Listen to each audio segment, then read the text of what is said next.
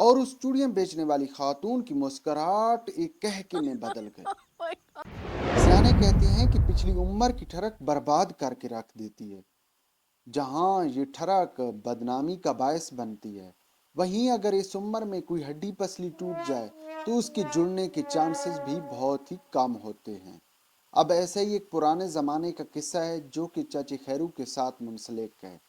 اب جہاں تک چاچے خیرو کی بات ہے تو چاچا خیرو اپنے گاؤں کے اندر ٹھرکی کے نام سے مشہور تھا، اور چاچے خیرو کی دوستی کی فہرست میں چوڑیاں بیچنے والی اور بھیک مانگنے والی خواتین شامل تھیں۔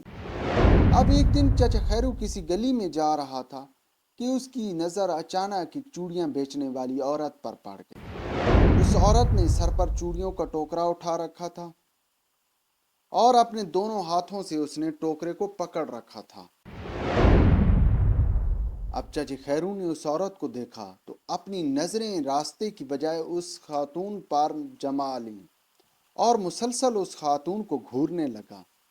اب جہاں تک ان چوڑیاں بیچنے والی خواتین کی بات ہے تو ان خواتین نے گھر گھر کے نلکے کا پانی پیا ہوتا ہے اور یہ اڑتی چڑیا کے پر گننا جانتی ہیں۔ خاتون نے بھی چاچے خیرو کی نظروں کو پہچان لیا اور ہلکی ہلکی مسکرانے لگی کہ اچانک دھڑام کی آواز آئی۔